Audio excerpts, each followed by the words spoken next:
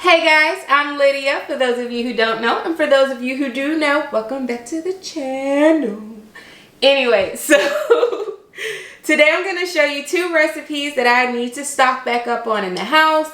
It's great for cold and flu season. It takes a little while for it to sit, but let me tell you, when you have it in your cabinet, it's going to be a God-given thing. So, I'm going to show you how I make fire cider. And I'm also going to show you how to make some fermented garlic, okay? This might be a lot of stuff on this table, but I'm going to go through it. We're going to start chopping and we're going to get right into it, all right? I really should get my jars out. I actually might start with my garlic.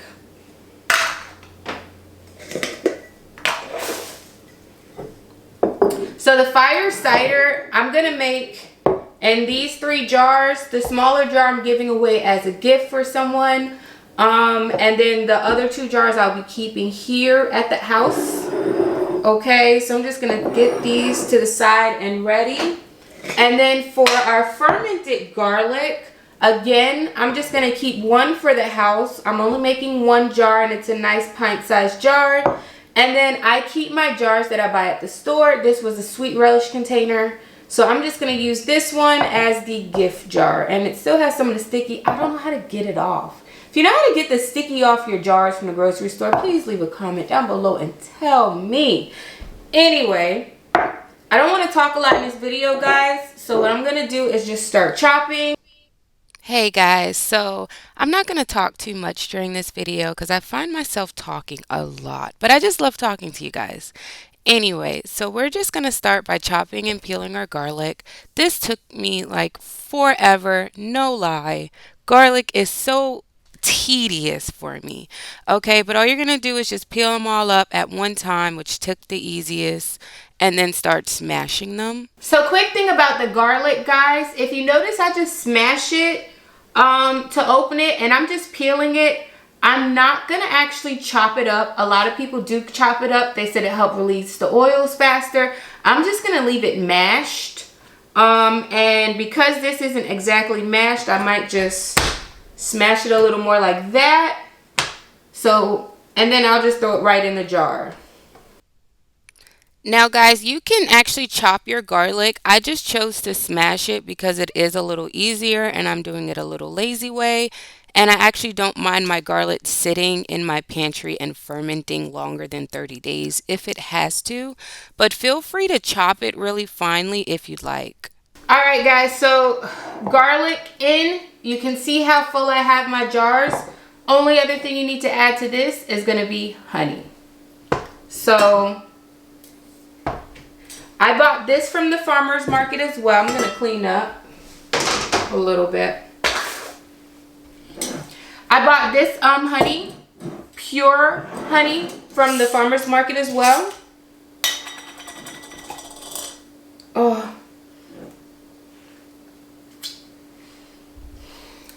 that tastes great. I'm a honey girl. I am. I love it to use it in sweetenings. Well, as a sweetener. And hot tea and honey is my thing. You think coffee is a thing for you? Hot tea and honey is a thing for me. But I'm going to try and pour some in. Alright guys, so all you're going to do is add your honey in and you're just going to fill it up, okay? And try to get your honey all the way to the bottom. But that's pretty much it besides letting it ferment for about 30 days before I actually started to use it. For this spot right here, guys, what I'm doing is I'm just sticking the knife in, holding it back, and then tilting it. I'm letting the honey drip all the way down. So once you have it filled, guys, and after your 30 days when you can start using it, I just wanted to let you know a couple things that I've learned about fermented honey garlic. It's actually really great with asthma symptoms. This is something my parents actually used to help my sister back in the day when she had severe asthma, and she has not used an inhaler for over 2 decades now.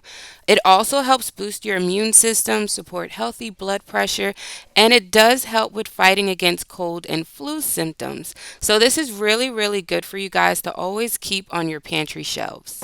All right, guys, so our honey garlic ferment is done. Not completely, but it's prepped.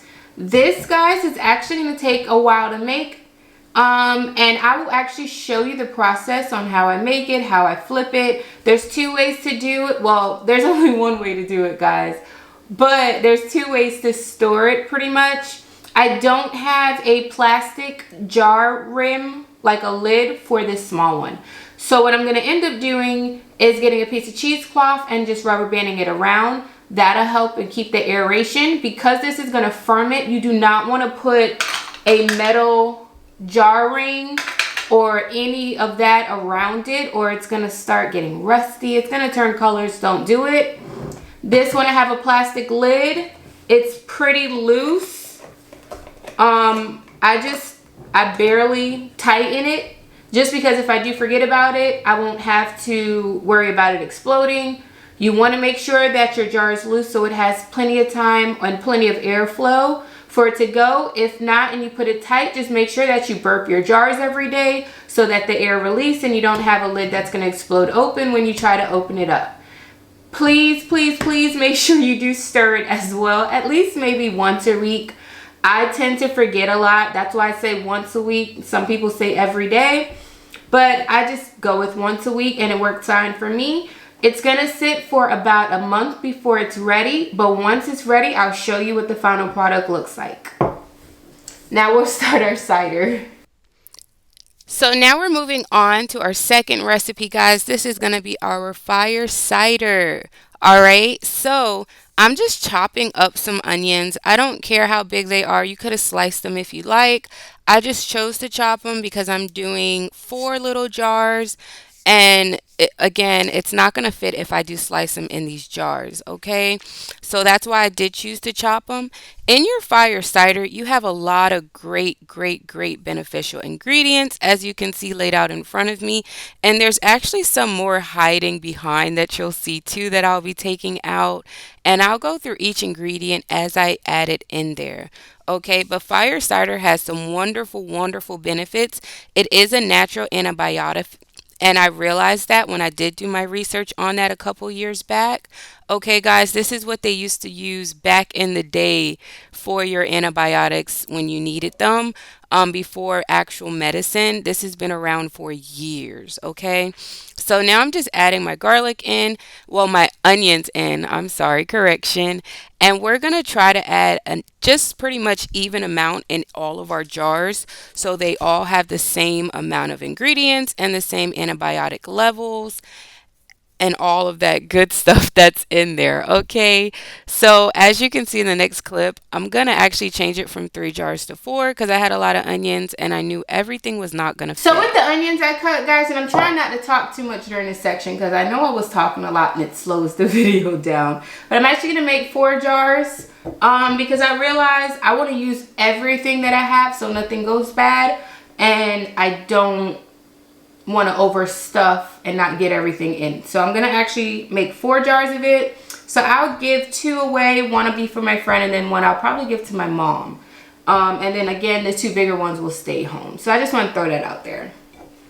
So our onions are in, and I'm just gonna knock through prepping the rest of the ingredients and throwing them in the jar. Alright guys, so our onions are in. Now we are just peeling our ginger, okay?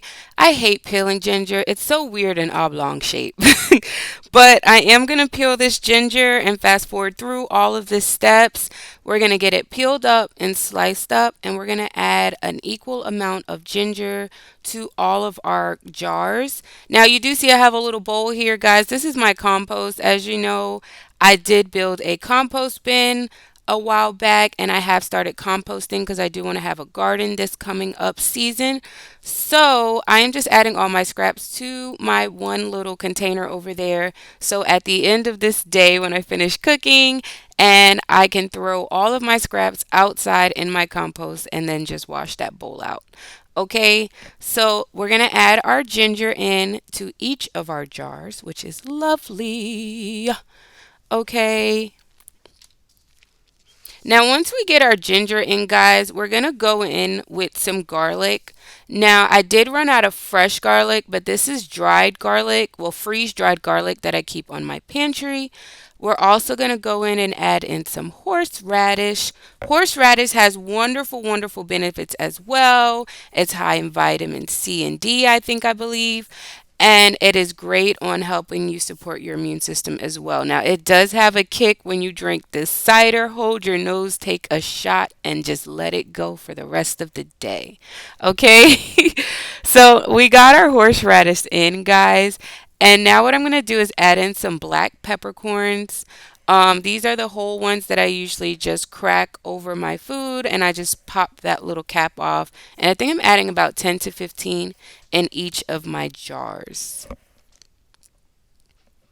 So now that I have those in, I'm just going to clean up a little bit because some fell. Okay, and we're going to add in some turmeric and we're also going to add in some cayenne pepper.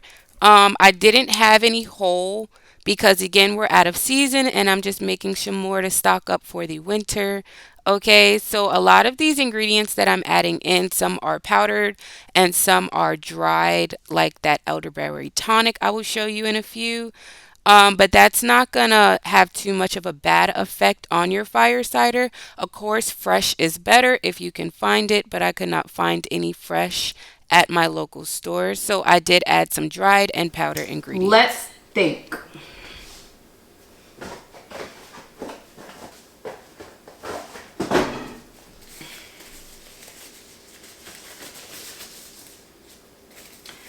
I'm not cutting no peppers without gloves on my hands. I did one day, guys, funny story. Okay, I just gotta tell you. I was cutting jalapeno peppers. I think I was cutting like 50 pounds at work, okay, because we had 3 cases I had to cut up. My dumb behind, I don't know why I did. But when I touched the stuff, the equipment to like move it back, I had no gloves on. Then I went to put my Vaseline on because you know my lips be chapped. My lips stung for 2 hours. Put your gloves on. So here we're just slicing up our habaneros. I think I ended up just doing 2 full habaneros in the big jars and then 1.5 in the small jars each, just so they can have that even amount of kick. Now I did not slice or chop these really fine. I think I just cut them maybe in 2s or 3s.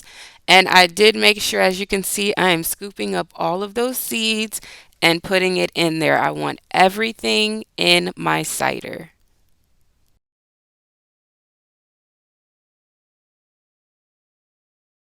This is elderberry tonic.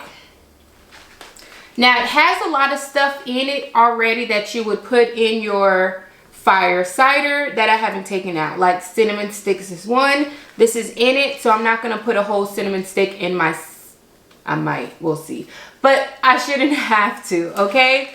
But the only thing that's in here is elderberries, ginger root, which I did add more ginger in. That's why I did not do the full amount of raw ginger. Cinnamon, cloves, turmeric. So it does have a little extra turmeric in here. And rose hips. So that's the only thing that's in this elderberry tonic. It is mainly elderberries.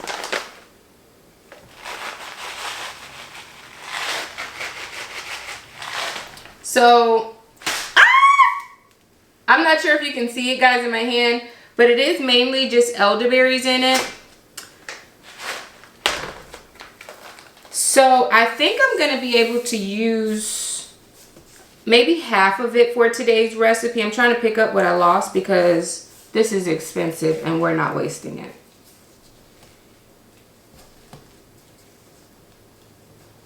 So, I am picking everything up. All right. So here we're adding in our elderberry tonic. Again, guys, I did not have fresh elderberries available in my area when I had went out to buy some of these ingredients to make my fire cider. So I did find this elderberry tonic. It is super expensive.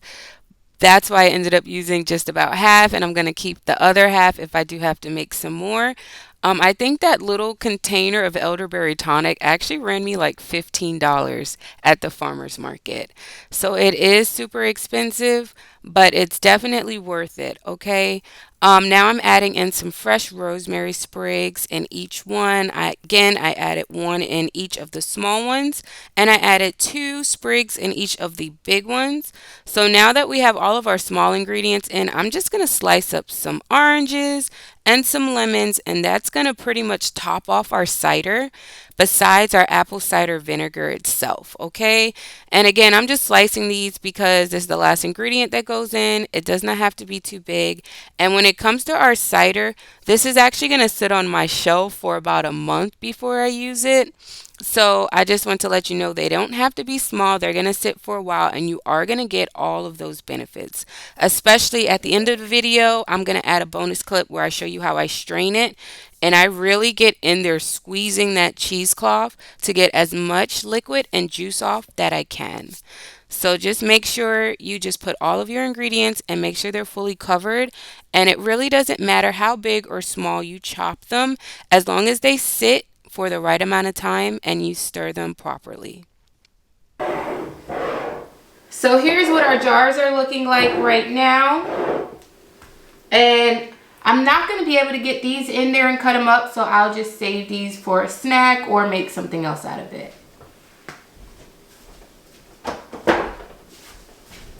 But right now we're going to top our jars off with our apple cider vinegar. I pray I have enough, but if not, I can just run out to the store and grab some more. That's easy. I have these two, so we're just going to fill them up. Shake it up well.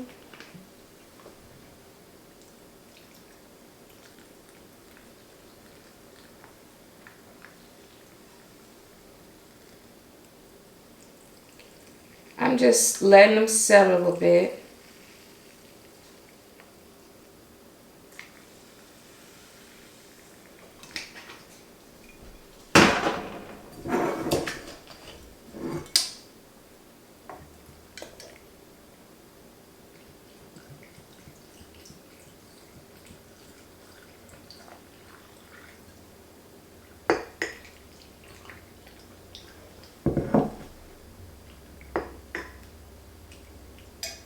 So it looks so pretty. It's not going to look pretty when you stir it.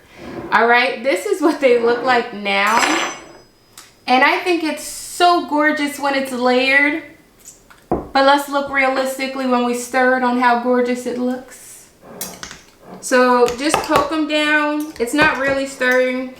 We're just poking it down so we can get more room. And I can add some more liquid to make sure everything is fully submerged.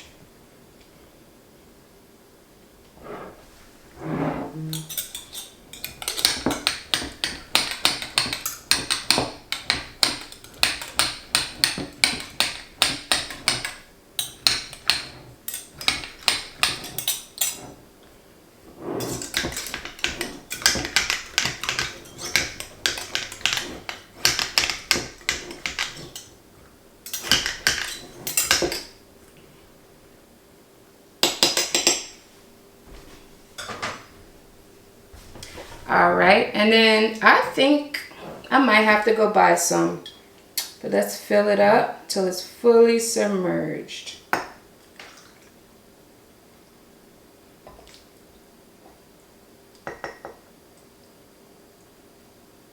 Actually, I don't have to buy any. And still a little left over from my shop this week. Alright guys, so there you go. We got this full table that was full of produce and nice herbal, healthy vegetables and herbs. It's into these 6 jars. We have 2 jars of our fermented garlic going. We have 4 jars of our Fire Cider, which I'm so excited to have some in the house.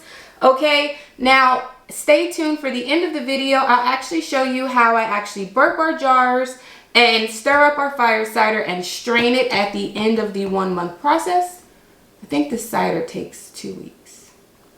I'll let you know. But I'm going to show you how I strain it and what it looks like at the end of the video. So if you did find this video helpful at any point in time, please make sure you hit that like button and please subscribe to the channel because I need some more people in here cooking with me. Sometimes I get a little lonely. Anyway, see you guys. See you in the next one. Hey guys, so we're over here with my fire cider and our garlic is fermenting.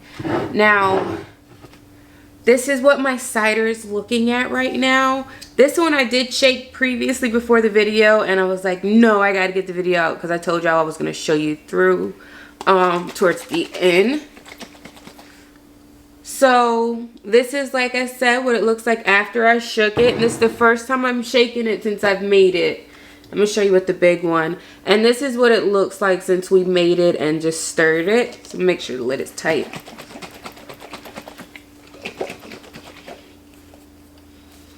Look at that. Oh, it looks so good.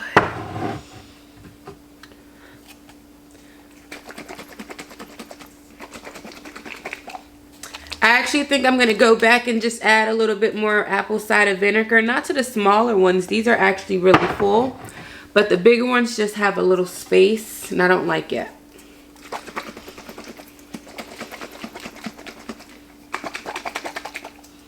So we're shaking. And I'm going to just loosen the cap up again. Since I finished shaking it. This is our honey garlic. Now remember, this was like packed. So you can't see it, but on this little shelf down here, let me bring it up. I made me a little station. So this is what it looks like. Okay.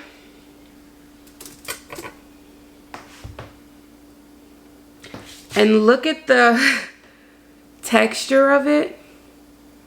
It's actually so loose, guys. So just make sure you stir it. And I don't want to make a mess. I'm going to stir it here.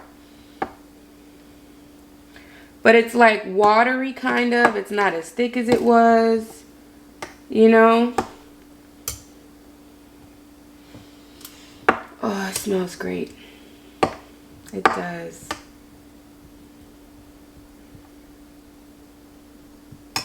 And I'm just going to push those back down in there.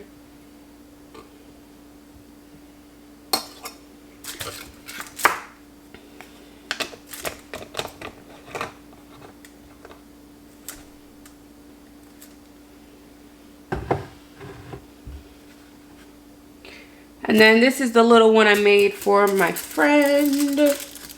And I just wanted it to go through one cycle before I gave it to her. Of me stirring it.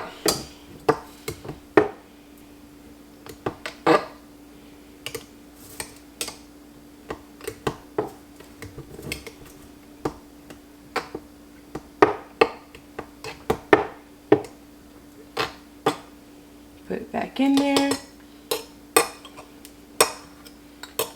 Get all that goodness. And I'm going to replace this just because it's been on there with a new one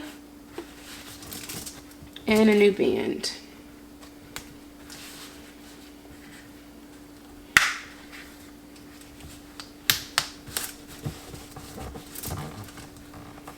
Make sure it's down under the lip. There you go. Now you don't have to replace the band, guys. You really don't. Or the top. If I take this off, as you can see, nothing really touched it. It's dry. There's no color on it. I just do it because I'm a little OCD when it comes to the kitchen. Like I said, I'm a chef, so everything is labeled. No, I'm not playing none of that when it comes to safety and health, especially in my own kitchen. So that's why I did that. But I'm going to come through with the next clip and I won't be talking so much. Okay, I'll just show you how I strain it and then I'll just give them off as gift and keep mine in the refrigerator. All right, see you.